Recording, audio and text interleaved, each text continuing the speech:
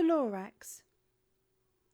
At the far end of town, where the griggle grass grows, and the wind smells slow and sour when it blows, and no birds ever sing excepting old crows, is the street of the lifted Lorax.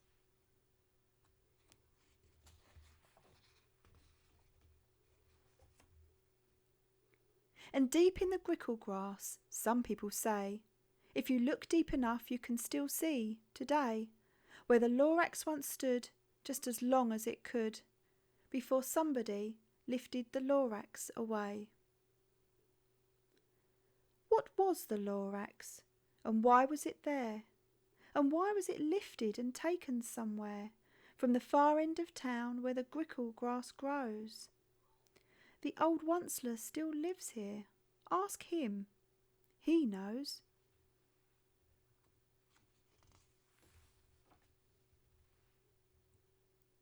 You won't see the Onceler. Don't knock at his door. He stays in his lurkin on top of his store. He lurks in his lurkin, cold under the roof, where he makes his own clothes out of miff-muffed moof. And on special dank midnights in August he peeks out of the shutters, and sometimes he speaks, and tells how the Lorax was lifted away. He'll tell you, perhaps, if you're willing to pay.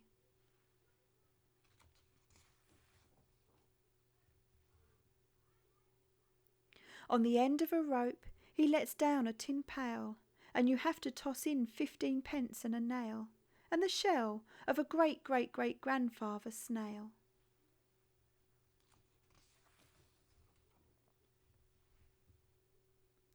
Then he pulls up the pail, makes a most careful count, to see if you've paid him the proper amount.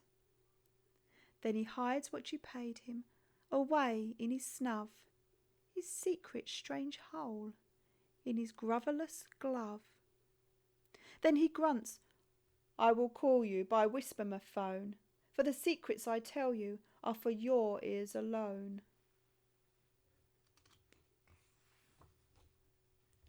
Slup.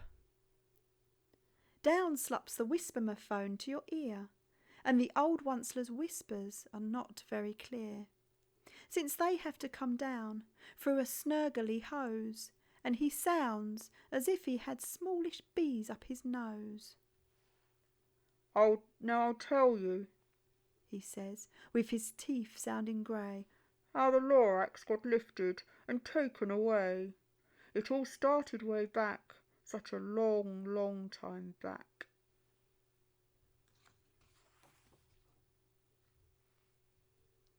Way back in the days when the grass was still green, and the pond was still wet, and the clouds were still clean, and the songs of the swomy swans rang in the space, out in space.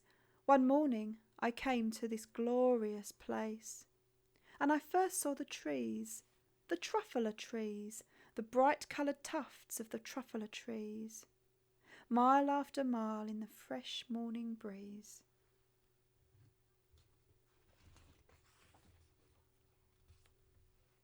And under the trees I saw brown barbaloots frisking about in their barbaloo suits, as they played in the shade and ate truffler fruits. From the rippleless pond came the comfortable sound of the humming fish humming while splashing around.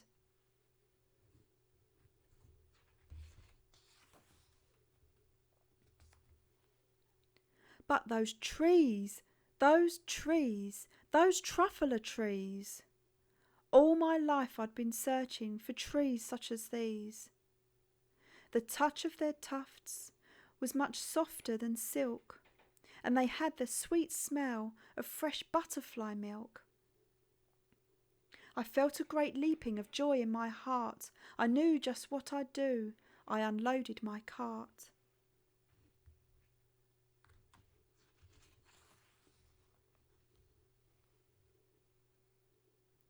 In no time at all I had built a small shop. Then I chopped down a truffler tree with one chop. And with great skilful skill and with great speedy speed I took the soft tuft, and I knitted a thneed.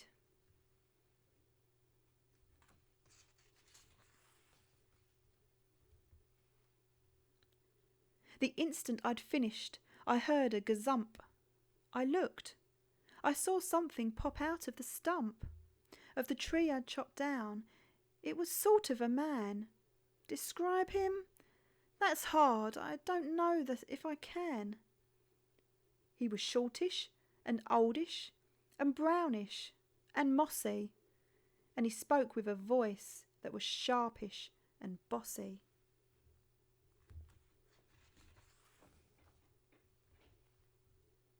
"Mister," he said with a sawdusty sneeze, "I am the Lorax. I speak for the trees. I speak for the trees have no tongues, and I'm asking you, sir, at the top of my lungs." He was very upset as he shouted and puffed. "What's that thing you've made out of my truffler tuft?"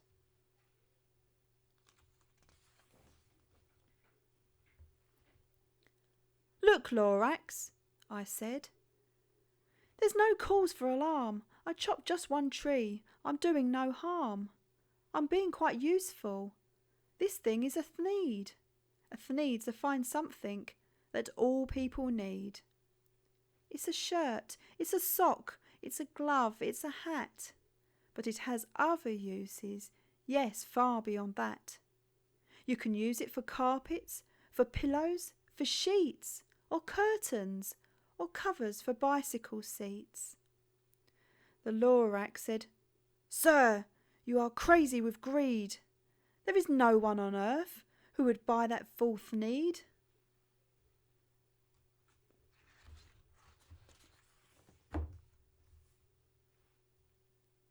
But the very next minute I proved he was wrong, for just at that minute a chap came along, and he thought that the thneed I had knitted was great. He happily bought it for $3.98. I laughed at the Lorax. "You poor stupid guy, you never can tell what some people will buy."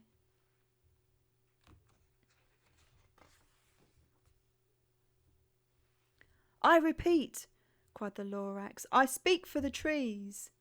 "I'm busy," I told him. "Shut up if you please." I rushed across the room and in no time at all built a radio phone. I put in a quick call. I called all my brothers and uncles and aunts, and I said, "Listen here, here's a wonderful chance for the whole Onceler family to get mighty rich. Get over here fast. Take the north road to North Nitch. Turn left at Wee Hawken, sharp right at South Snitch."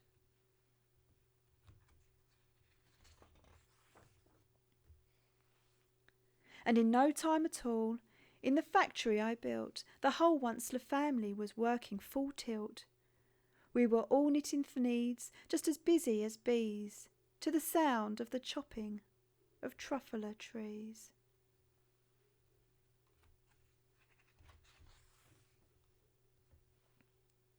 Then, oh baby, oh, how my business did grow.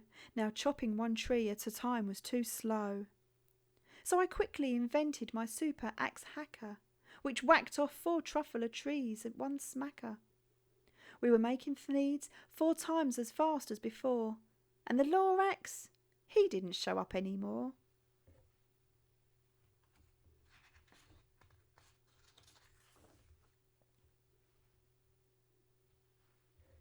But the next week he knocked on my new office door. He snapped, "I'm the Lorax who speaks for the trees, which you seem to be chopping as fast as you please. But I'm also in charge of the brown barbaloots, who played in the shade in their barbaloo suits and happily lived, eating truffler fruits. Now, thanks to your hacking my trees to the ground, there's not enough truffler fruit to go round, and my poor barbaloots are all getting the crummies, because they have gas and no food in their tummies. They loved living here, but I can't let them stay. They'll have to find food, and I hope that they may. Good luck, boys," he cried, and he sent them away. I, the onceler, felt sad as I watched them all go. But business is business, and business must grow, regardless of crummies in tummies, you know.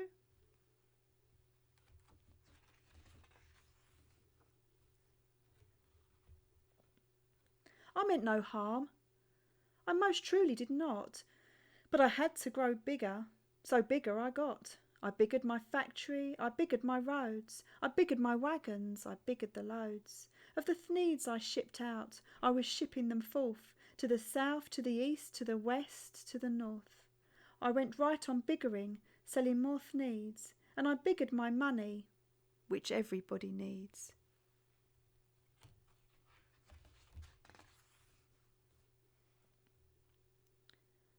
Then again he came back. I was fixing some pipes, when that old nuisance Lorax came back with more gripes. I am the Lorax.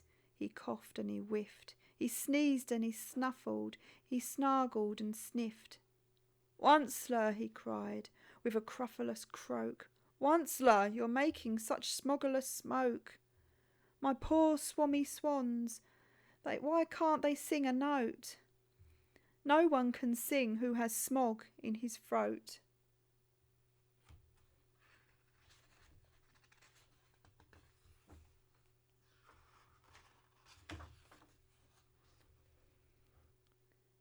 And so, said the Lorax, please pardon my cough. They cannot live here, so I'm sending them off. Where will they go? I don't hopefully know. They may have to fly for a month or a year to escape from the smog you've smogged up around here.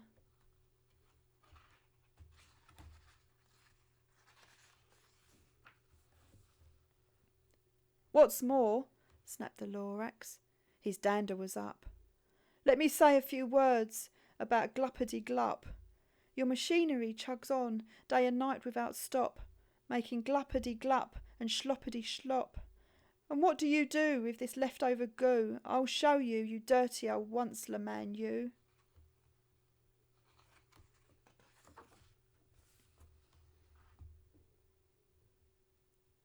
You're glumping the pond where the humming fish hummed.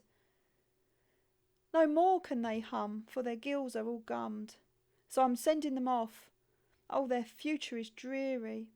They'll walk on their fins and get woefully weary, in search of some water that isn't so smeary.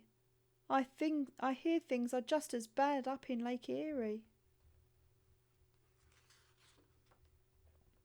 And then I got mad. I got terribly mad.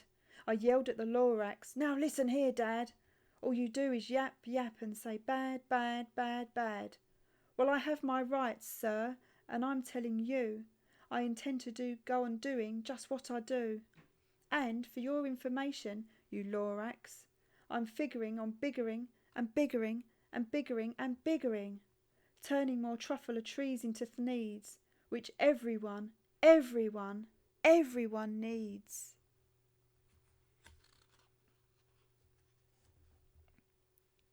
And at that very moment we heard a loud whack. From outside in the fields came a sickening smack of an axe on a tree. Then we heard the tree fall, the very last truffler tree of them all.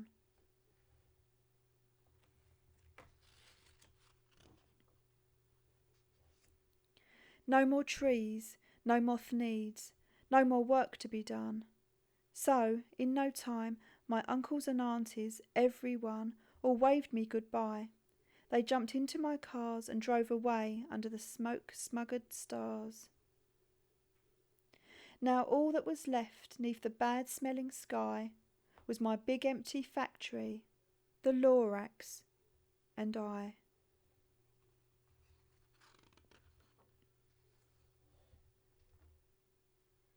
The Lorax said nothing, just gave me a glance. Just gave me very sad backwards glance, as he lifted himself by the seat of his pants, and I'll never forget the grim look on his face when he hoisted himself and took leave of this place, through a hole in the smog, without leaving a trace.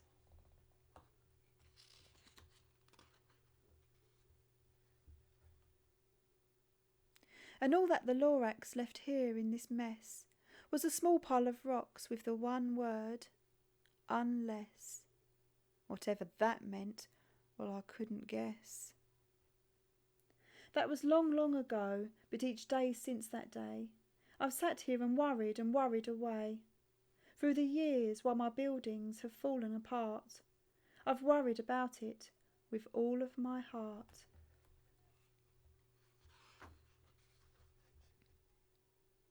But now, says the Onceler, now that you're here, the word of the Lorax seems perfectly clear.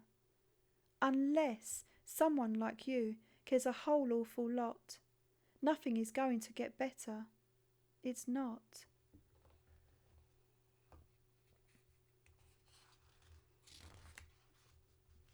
So, catch, calls the Onceler.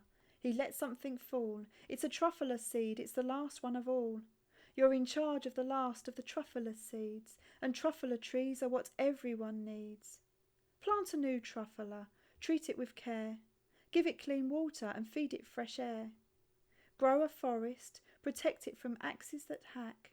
Then the Lorax and all of his friends may come back.